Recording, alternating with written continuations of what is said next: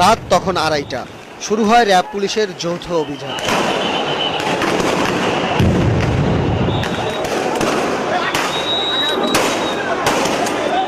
সরে যাবার জন্য বারবার সতর্ক করার পরও যখন অবস্থান কর্মসূচি চালিয়ে যাবার ঘোষণা আসে, তখনই দৈনিক বাংলা ও নটরডেম কলেজের দিক থেকে শুরু হয় একযোগে পুলিশের অভিযান।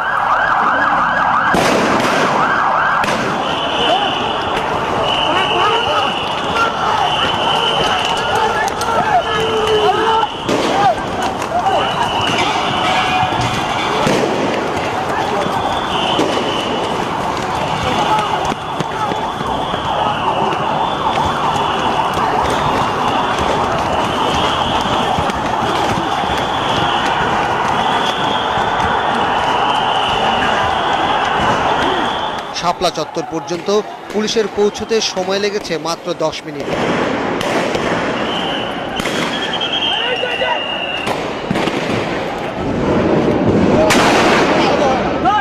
সাঁড়াশি এই অভিযানে টিকতে না পেরে আশেপাশের গলিতে আশ্রয় নেয় হেফাজতের কর্মীরা।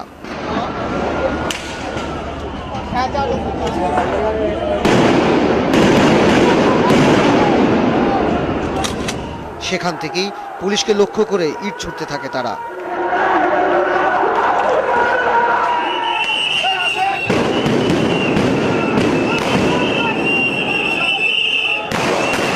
জবাবে আসে গুলি আর সাউন্ড গ্রেনেড।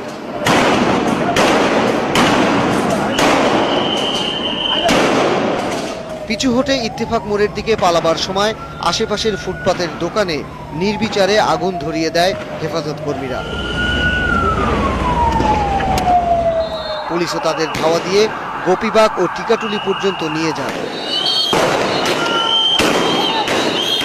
এ সময় চারদিক থেকে এক নাগারে শত শত রাউন্ড গুলি ছুটতে থাকে পুলিশ ও র্যাব। একসময় পরিস্থিতি কিছুটা শান্ত হলে আবার গলির ভেতর থেকে পুলিশকে লক্ষ্য করে ঢিল ছুটতে থাকে হেফাজতিরা।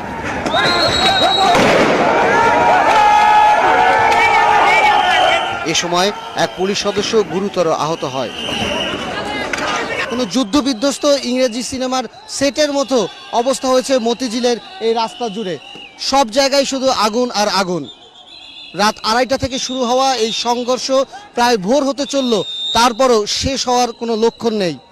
এক নাগারে পুলিশ এবং র্যাবের সদস্যরা গুলি ছুটছেন, অন্যদিকে হেফাজতের নেতাকর্মীরাও বিভিন্ন গলি থেকে এক নাগারে তাদের লক্ষ্য করে ইটপাটকেল ছুটছেন হাত বোমা।